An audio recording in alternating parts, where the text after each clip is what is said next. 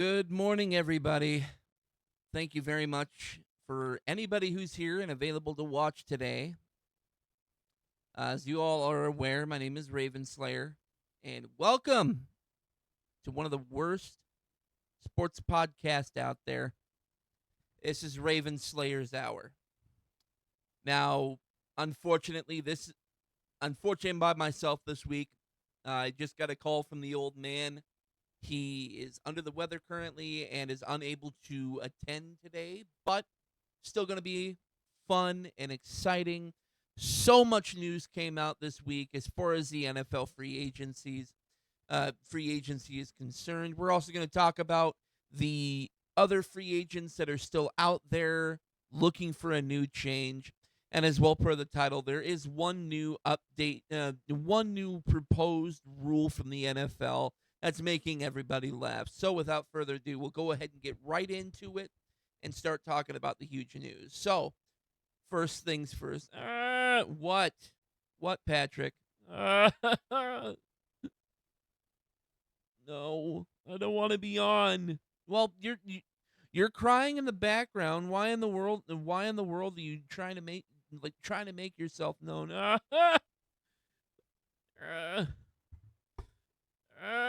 My head. What'd you do this time? What did you do this time, Patrick? It's it's about it's about T. Higgins. We I restructured my contract just so we can get him, but you guys decide to go ahead and re-sign him. Is that is that why that bottle's over there? Um, maybe. You gotta lay off that shit. No, fuck you. You know what? Matter of fact, give me that. No, no, no. Just go lay down. Get yourself some ibuprofen. You'll be fine. Okay. Anywho, the wonderful, wonderful news came out. Cincinnati. One of the many things that we were hoping, praying, and hoping for is the extensions of both Jamar and T. Higgins. Hold on. Sorry, the extensions of Jamar and T. Higgins finally happened. Now, this news broke on March 16th, my birthday, which honestly, to end the night on my birthday, hearing about the extensions of both Jamar and T made me cry a little bit. But that was the most exciting part. Jamar Chase receiving a 4-year, $161 million contract extension. T getting a 4-year, $115 million extension. These are not overpays. Honestly, these are contracts that will be worth it for years, for the 4 years that they are available. Now, my concern, of course, with this is definitely T. Higgins staying healthy. If T can consistently stay on the field for all 17 games and help him work towards the playoffs these next few years, then absolutely these contracts will be insanely good contracts. But definitely for Jamar, keeping him with his college teammate that made him successful is definitely a great move by Cincinnati in general. Moving past that, following day, we had the Texans extending Derek Stingley Jr.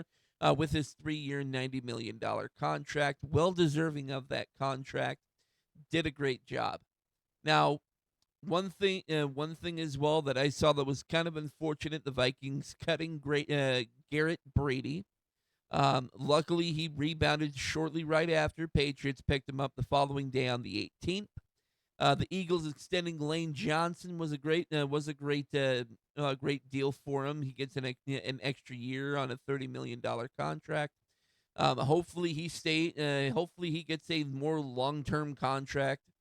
Uh, who knows? It very well could be his last year, but we'll have to see what happens. The Chiefs re-signing Juju Smith-Schuster because obviously they need somebody. Fuck you! Hey, hey, Patrick! I told you to go lay down.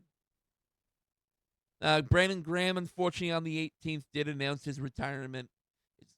Terrible to see see an Eagles player decide to hang him up, especially after winning it all. Luckily, he wound up going out the way most players want to go out and winning the entire, winning the Super Bowl. That's how every player wants to go, winning a Super Bowl and then retiring. The Vikings wound up going out there and getting Jeff Okuda, one of the guys I personally had highly touted in the available remaining free agents that were seeking a new team. As well, sticking with the Vikings, San Francisco, the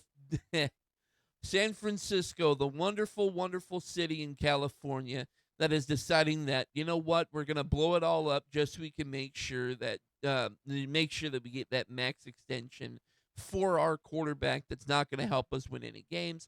San Francisco trading away Jordan Mason and a 2025 sixth round pick to the Vikings for a 2025 fifth and a 2026 sixth rounder.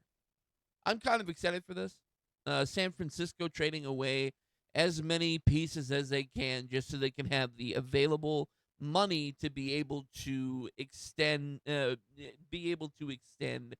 their quarterback of the future. Um, Honestly, he's not the answer. I don't know why in the world people are screaming that he needs to get signed. He needs the extension. Honestly, just that trading everything away just to be able to keep around the quarterback who's maybe going to get you to the playoffs every year. Maybe it's not a good signing. There was some smaller contracts, some transition guys coming in. The Falcons getting Jordan Fuller. The Texans actually signing an offensive lineman to help out with that offensive line. Their offensive line struggled last year, not as much as their quarterback in Stroud, or yeah, C.J. Stroud. So hopefully, with Cam Robinson coming in, he's a more seasoned pro. Hopefully, he'll be able to make that starting lineup day one and be able to stick on a roster for a long period of time.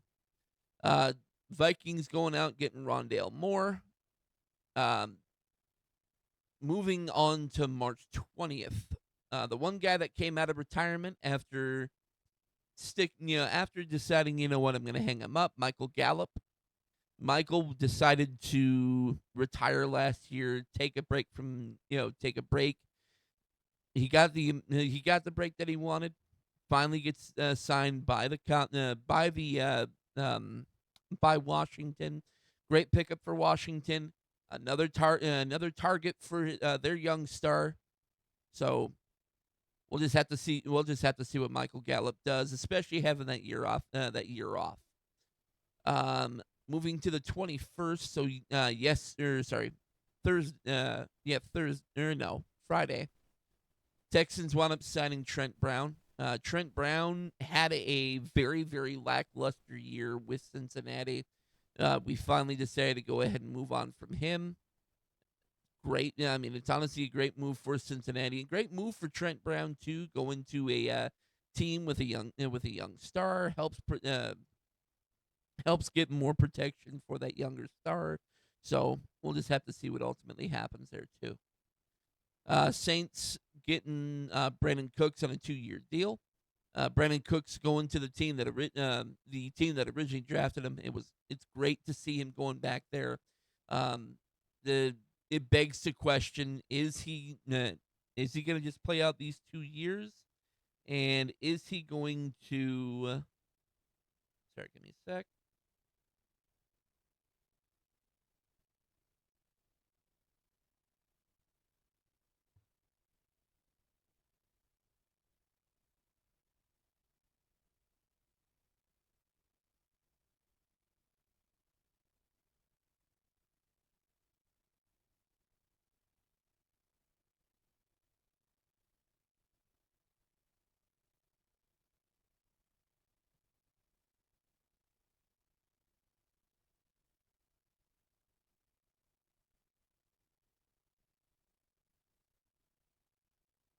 Sorry, my sister is having a bit of a dilemma right now. She needed me to answer her message real quick.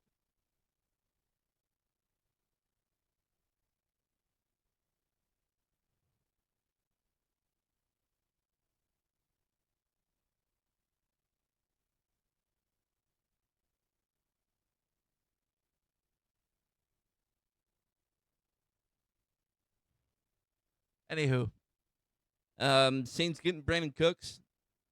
Uh, his honestly with Brandon Cooks, it could go one of two ways. I mean, he's been in the league for years. Could be he plays out the 2 years and retires.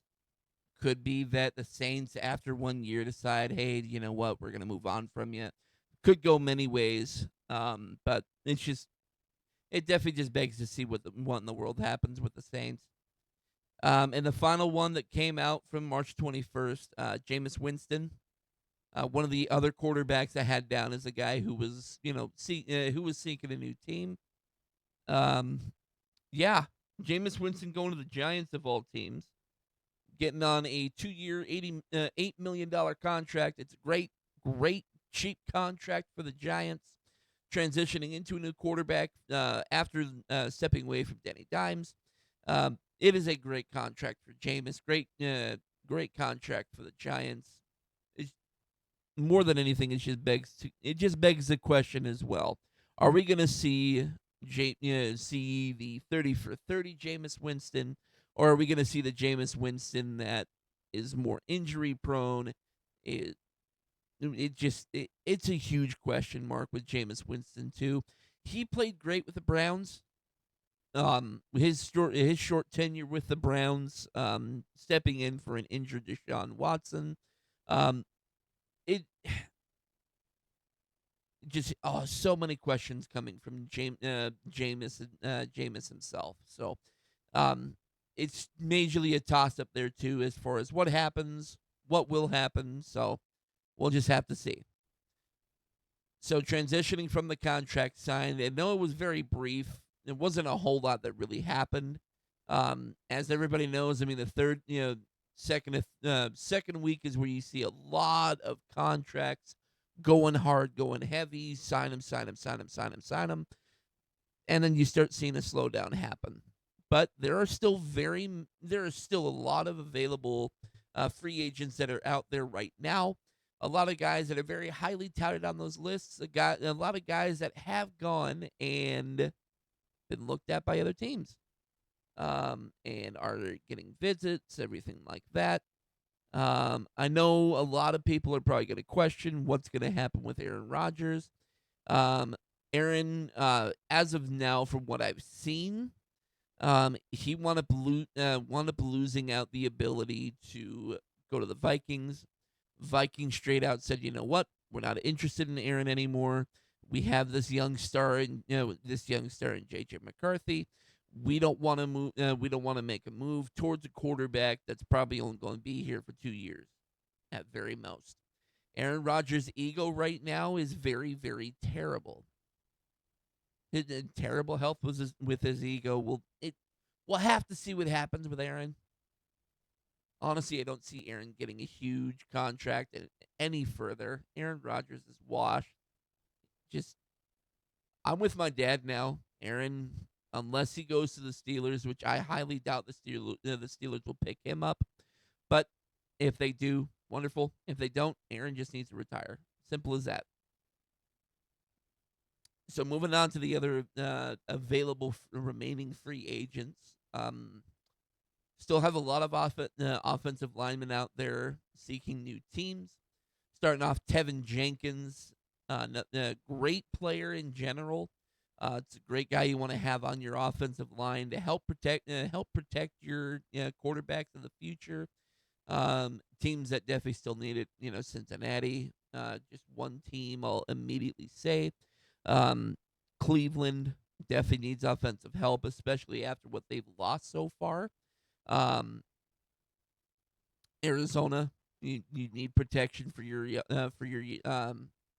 need protection for Kyler Murray. You don't want to have him running outside of the pocket any further. So Arizona's definitely another one. The Patriots, they definitely need some offensive line help. You got a whole bunch of teams out there too that still need that extra help when it comes to offensive line. Like mentioning, there's so many offensive line available players. Just name a couple more: Jedrick Willis, Brandon Scherf, uh, Tyrone Smith, Will Hernandez. Whole bunch of guys, great players, great offensive linemen that that need a team, um, that need offensive line help. And there's so many in the league right now. Heck, I mean, going back talking about the Vikings lost a couple guys to free agency and to trades free agency this year, and I honestly think that looking at other offensive linemen definitely will help out their team and protecting their young star in J.J. McCarthy. Unfortunately, him going down with that injury at the end of last year, or sorry, the beginning of last year, before even one game was fully played. Seeing J.J. McCarthy going down, we didn't really get to see a whole lot of him. So we'll just have to see what happens. A lot of these guys will definitely fall onto teams that are offensive line needy. I definitely hope that Cincinnati is looking at some of these offensive line free agents, as well as some of these other defensive players. I know after the contracts with Jamar and with T, um, we have very little money for the entire defense. 60 to 61% of our budget was spent on these gentlemen. Um, so unfortunately, there's not a whole lot of moves Cincinnati can make any further. One guy that Duffy is still available out there, Rasul Douglas. Buffalo losing him in free agency. Duffy is going to hurt Buffalo overall. I hope that he lands on a great team. But definitely Rasul Douglas is one of those guys that you can look at and say, you know what, he definitely can be one of those plug and play guys that plays great at corner for us and makes things great on that defensive side of the ball. Um, Amari Cooper is still seeking a new team. He's visited a couple of teams. Um, I mean, as far as wide receivers, they're a dime a dozen. Um, I see definitely him going to a wide receiver needy team. I know people aren't going to be happy with me saying it, but Kansas City definitely needs some wide receiver help. They've re-signed some guys. They brought some other guys in, but honestly, they need as much help as they can get. Arizona, I mean, they have their wide receiver of the future in Marvin Harrison Jr. But you got to have more than him to throw to. I mean, you got your tight end McBride in there, but at the same time, what other receivers do you have? So maybe looking at a star wide receiver, on a short term contract, smaller amount of money, definitely would help them out. Help them out overall. I mean, Amari's coming off of a team that had a horrible year, coming off of Cleveland, so maybe Amari Cooper, coming to Arizona, or even going back to the place that he was originally drafted on with the Raiders, because the Raiders need as much help as they can get. But yeah, him going to wide receiver needy team definitely would be something to look in. Would be something to look into. I mean, Patriots definitely are another team that can be looked at as far as another team that needs that wide receiver help. But yeah, lot to think about. I mean, really, as far as the wide receiver market, it's tough between him and Stephon Diggs. Stephon Diggs as well as seeking a new team after leaving another volatile team, leaving Texas last year. Um, yeah. Um, I mean, there's a lot to say in general when it comes to those wide receivers. It's pick your poison type of thing. Do you want Stephon Diggs, who's going to have your dad put out videos saying, "Oh, or no, not Stephon. Sorry, I'm thinking about Odell. My apologies." Stephon Diggs, him coming onto different teams. I mean, having his stint with Buffalo, his original stint with Minnesota. Um, After his stint with those two teams, going over to the Texans, where he saw very limited catches, very limited numbers, because that team was horrible overall. Um, but yeah, Stephon Diggs and Amari Cooper could land in multiple teams. Um, Definitely seen some visits from a couple of these guys, so who knows? I mean, I could see Stefan falling onto a team that, is willing to accept his volatility. Maybe going to, maybe going to Vegas, maybe going to,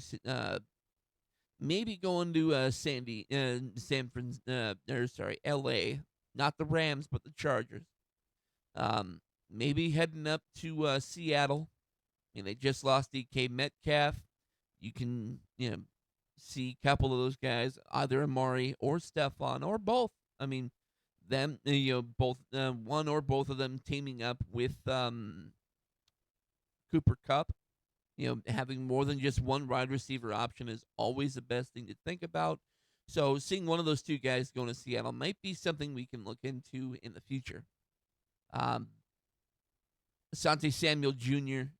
Great corner to keep an eye on these next couple weeks.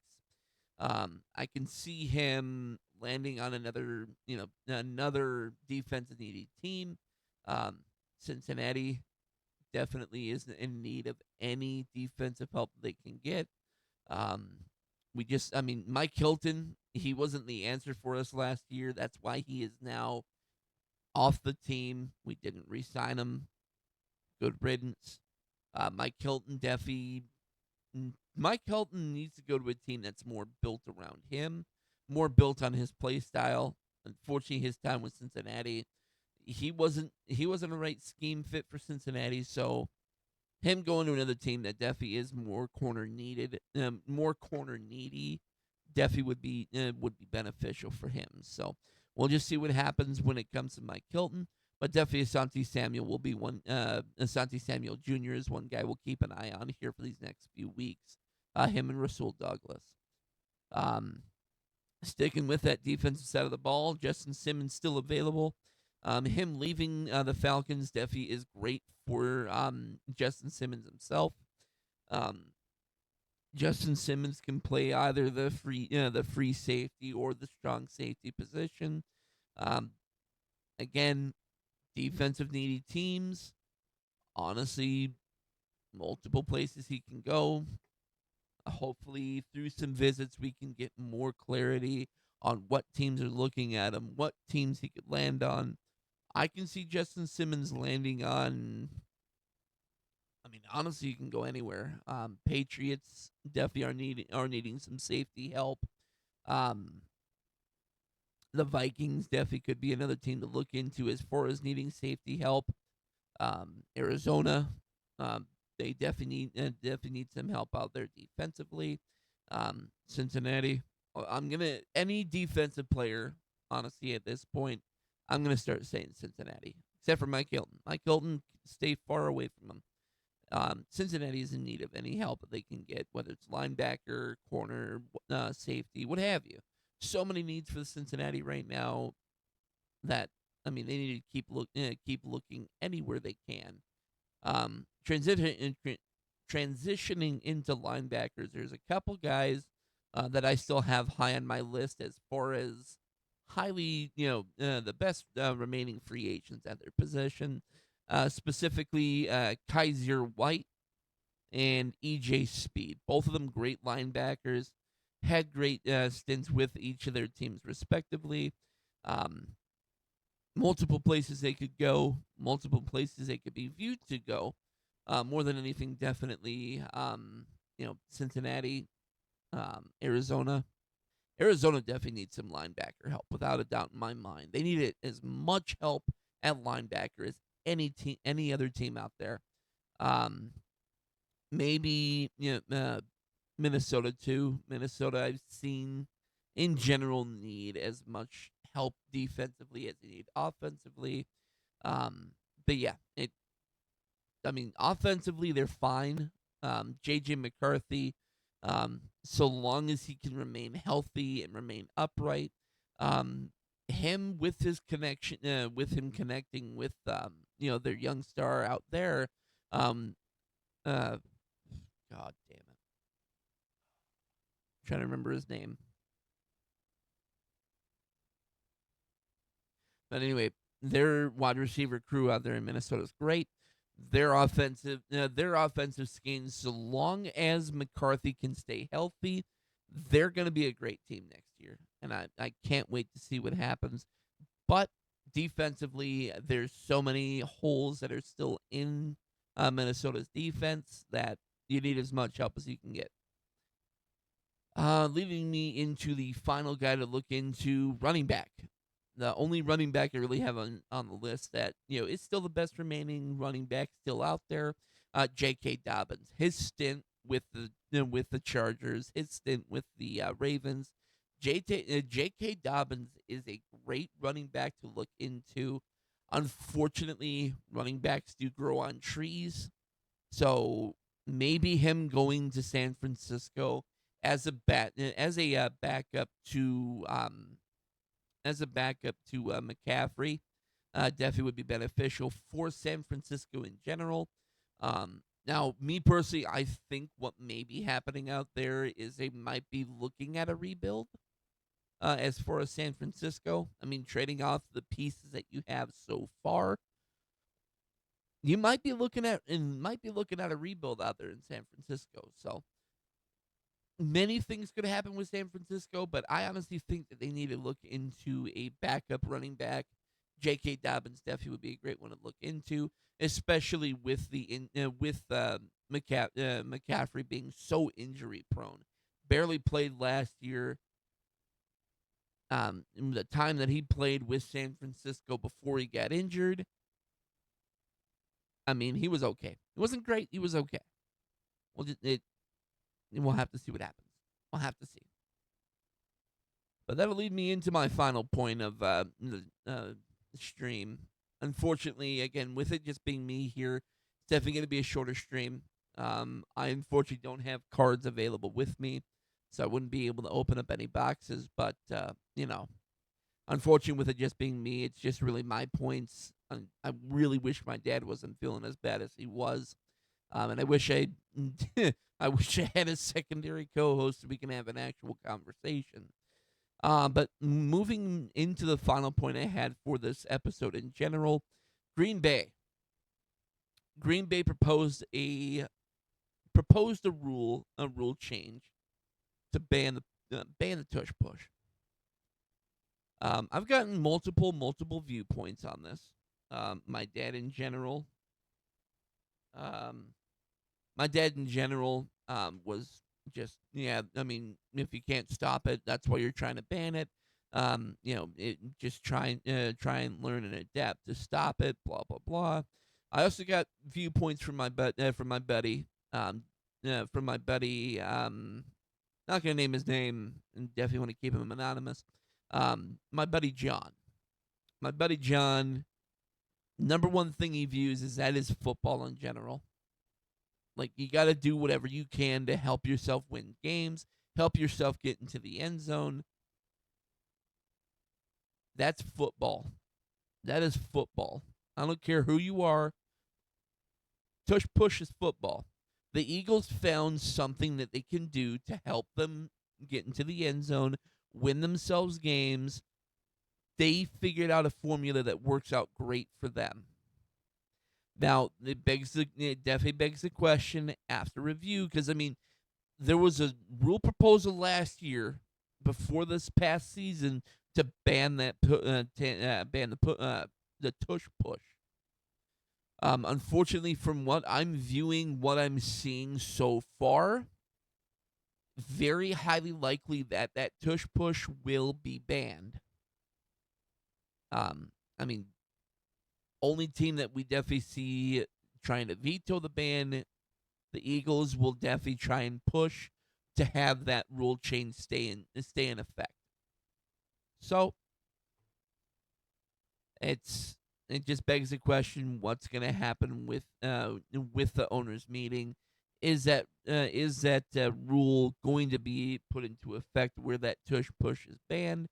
Is it going to be an argument with the teams in general on no, this is football? I honestly see couple of things will happen. One, there will be an argument of that's just football, learn to adapt, whole 9 yards. That's what the Eagles' argument's going to be. There's another narrative where it's going to be, well, it's just unfair football. It's hard to defend against that tush push. So many teams have attempted. Washington, I'm looking right at you. Terrible, terrible attempts to stop the tush push. So, yeah, it could go anyway. I can't wait to see what happens with the owner meeting. Huge questions are going to happen, and that's the number one thing to view. But that brought me to my final point. Again, sorry it's shorter. Sorry it's not a full hour. It's short half hour. Super brief discussion. Definitely wish I had my co-host here with me. Dad, if you watch this, whether it be on YouTube or whether you watched it live, I hope you feel better. Hope those allergies stop kicking your butt, and hopefully you get healthy for next week's episode. But I appreciate everybody who came out, watched, But I will see you all in next week's video and next week's stream. Dude,